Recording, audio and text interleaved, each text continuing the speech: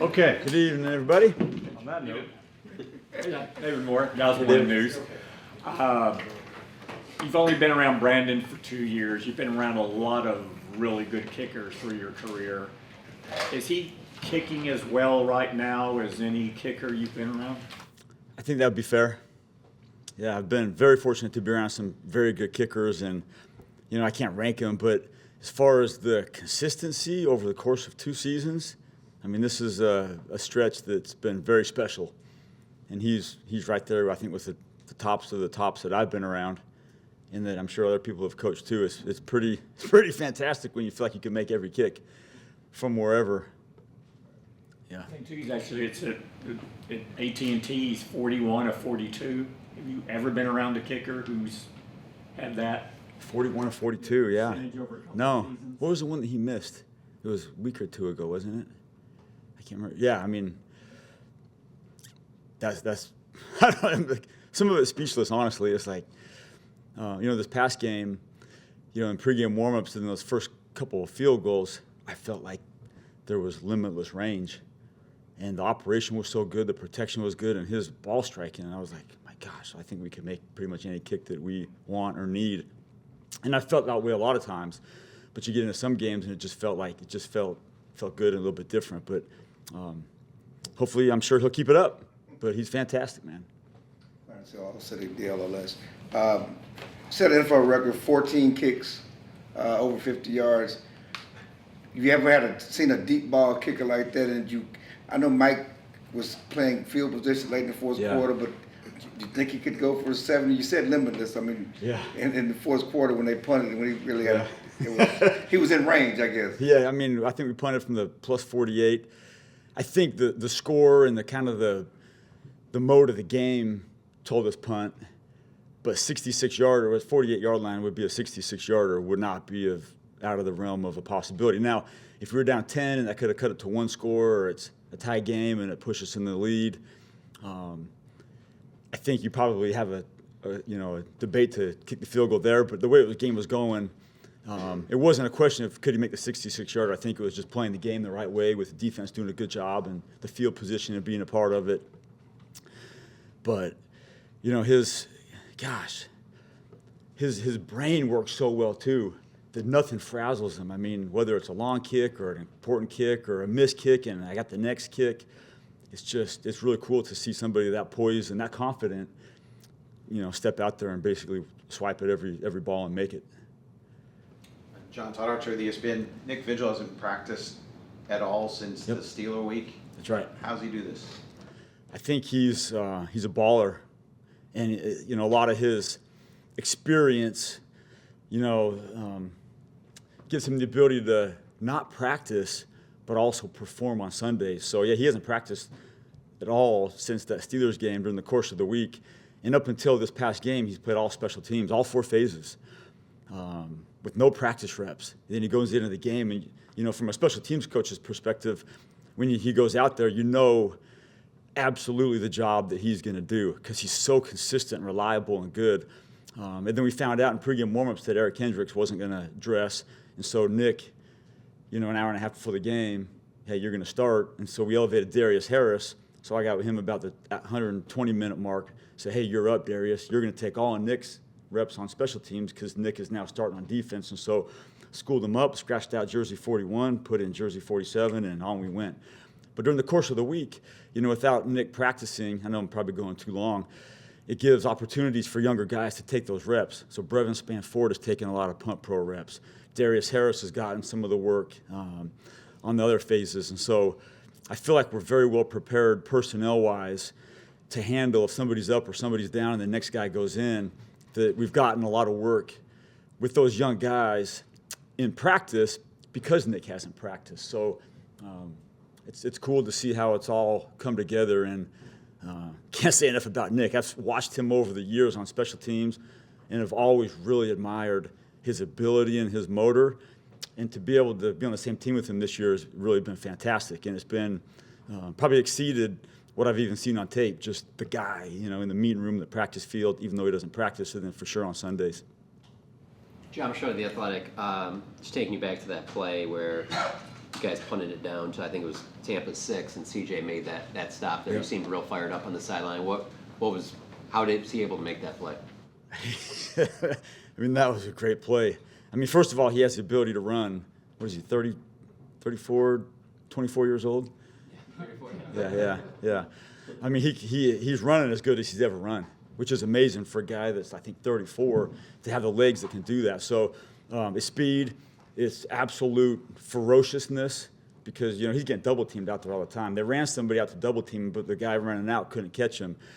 I think he got pushed in the back a little bit at the end, too. But, we teach shot tackling, and he got to a spot where, Anger hit it with the right distance and hang time that matched up with our shot tackle, and the courage to make that tackle is, I can't even put it in my mind. So, it's a mix of speed, ferociousness, and just guts to take the shot on those tackles. And that's what he's done a lot, and I'm sure he'll keep doing it again. He's special, man. He's very special.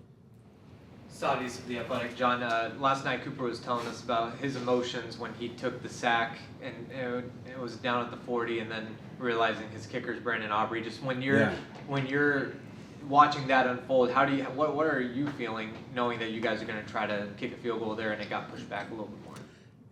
Didn't matter. If the ball's in the 30, 35, 40, 45, I mean, I'm not going to say this, but sometimes, if the ball's like on the 42-yard line, we're like, if we take a loss or take a sack and it pushes it back to the 47, 48-yard line, 49-yard line, and we have a shot at NFL record, that's okay too. Yeah, but at that point, I mean, we knew what our line kind of was, and if it was just in that world, then we were going to kick the field goal. And so I actually don't even remember that he took the sack before that play. I just knew that it was in range, and really no matter what would have happened, unless something was significant, we were kicking the field goal. So it's a good feeling. And it's not taken for granted. After the game, where all the coaches in the locker room saying, "Man, we got somebody special that we don't take for granted, that this kick's going to go in from, pretty special range." In the past, you've talked about certain young players graduating from special teams to offense or defense, and how proud you are of them. What can you say about Marist and the job that he was doing on special teams before Overshown's injury, and now what he's doing on defense? That's cool you brought that up. Before you mentioned Marist, I had a feeling that's where you were going with him. But his contributions on special teams the whole season, up until 2 games ago when Overshown got hurt, has been fantastic. He played him a little bit at Notre Dame, but not a lot. And just what you've seen on defense the last couple of games is what we've kind of noted about him on special teams. Just a really innate ability to attack the football, play with leverage, understand the nuances of the play, whether it's a punt return, kick return, run fits on defense, pass, coverages on defense, making a great check to put our defense in a great spot on a play that happened in the game that I'm not sure if you guys are aware of, but just a real heads-up kid, incredibly professional. I know I'm going on, and there's things all of us got to work on, but he's special too. Maybe that's the 3rd or 4th time I've used that word today. I don't know, just the guys in the locker room, it's been like, we know what the season's been like, but it doesn't feel like it's been like that with the players. And so just really proud of the whole group, the whole team. Special teams guys, I thought, were, a positive contributor yesterday for the team too. Calvin Watkins, Dallas Morning News. We've talked a lot about Aubrey and how fantastic he's been, but the operation always has to be very consistent. Your thoughts on Trent and Anger, how they've been pretty steady for him. Yeah, that's when you're bringing that up. Trent, when you don't hear about a long snapper, that's a good thing. And Trent Sieg is as good as I've been around too, and I've had some very good snappers as well. Very fortunate. One of Brian Anger's best abilities is his ability to hold. We know about him as a punter, but the holding ability doesn't go unnoticed. So on one of the kicks, I think it was one of the 58-yarders, the ball was just inside the hash, and usually we'll snap it to an offset on a hash mark. But what Brian Anger did on his own, on the star logo, there's certain points on the star that instead of offsetting it to a hash, he offset it to a point on the star. So Brandon Aubrey knew exactly where that ball was going to be put down, and when Brian catches the snap and he puts the ball down, he's looking right at the point on the star. So it was fantastic. And we looked at that on tape this morning with the guys, just the tiny details of not offsetting it to the hash, offsetting it to a point on the star, so it's very specific for the kicker to know exactly where that ball is going to be put down. So if you want to go back and look at the tape, look at how cool that was, the spot he picked out for the spot for that ball to be held. And just little things like that. It takes experience and it takes confidence and it takes, you know, a lot of awareness to know exactly where to put my finger so I know where that ball is going to be spotted for me as a holder and for Brandon as a kicker. So those things don't go noticed, probably outside, except they do go in here. But if you want to see something cool, go check that one out. That's pretty cool. Joe Hoyt, All City Dallas. When you guys drafted Mike Zimmer, or when you drafted Maris Lee, Mike Zimmer told him that he sold them when he could say what everyone had to do on the defense. Long story short, how intelligent is Maris in terms of picking up all these things he's had to do? Yeah, I mean, special teams is pretty simple, but the defensive stuff has been fantastic. Because I believe on defense, I'm sure Coach Zimmer talked to you about, he's really learning kind of two positions, either the green dot play caller, or if EK's back in, he's the next man to the side. So he's kind of learning two spots. And going into the game, you know, Eric Kendricks was working out 120 minutes before the game, and so Maris had to be ready to do those two positions based on if EK was up or down. And we get the word at the 90-minute mark that EK was down, and so Maris shifts in, and it's no surprise. Just from the moment we drafted him, I mean, he is very conscientious of everything. You know, when we had the families in on Saturday, his family was in town, and they're handing out the Mauna Loa chocolate-covered macadamians. So just a lot of love from that kid, and pretty awesome. We talked obviously extensively about Brandon Aubrey's story too. I know you went incognito to go visit the XFL and went to camps. Was there ever just a moment, like an aha moment, when he just kicked the ball from just literally just like, oh man, that's different, or something that would tell you he's going to kick like he is right now? Yeah, that's a good question. In the USFL, the aha was this kickoff ability. You know, they kick from the 20. You could say, oh my gosh, this guy's hitting touchbacks from the 20. That's probably not an aha moment, but I think last year, if I can pick one out, one of the more memorable kicks for me was when we were in Philly.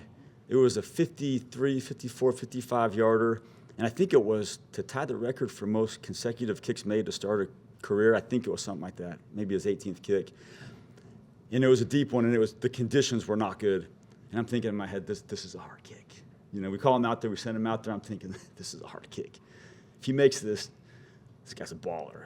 If he doesn't, chalk it up to conditions and ask him to make a hard kick. And he made the kick, and I was like, this guy's pretty good. That was one of my more memorable, like, gosh, that was a special kick, and this guy's pretty damn good. All right, anything else?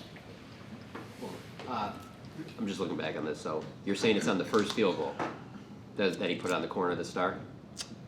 It was one of the 58-yarders, I think. Do you see it right there? 58-yard, yeah, the first one. Yeah, okay. Yeah. So we're not spotting on the hash, which we normally would. I think Brian's got his finger right on one of the. Yeah, he does. It's a white and blue little, right on the Right, very the blue part, specific. yeah. You see it right there? Yep. Yeah. Normally we go to a hash with that, but the better spot is the more minute detail spot, and so he did that on his own. It's real There cool. was a time when I guess somebody would throw something down to kind of mark Yep. it up there, and then they took that out of the game. You can't Yeah, do that anymore. that was us. That was in Tampa Bay in the playoff game where we missed those couple of PATs. Yeah, we put something down, and the ref came in right before we snapped it and like swiped it off the ground. You know, we had a memo or something on this? Like, man, I was mad about that. Like, I mean, give us a warning and tell us not to do it because other people were doing it, and it was just a little piece of grass. It wasn't a foreign object. So I was mad. I'm still pretty mad. But we changed our game up a little bit, and we adapt. That's what we do. Yeah. All right. Thanks, you guys.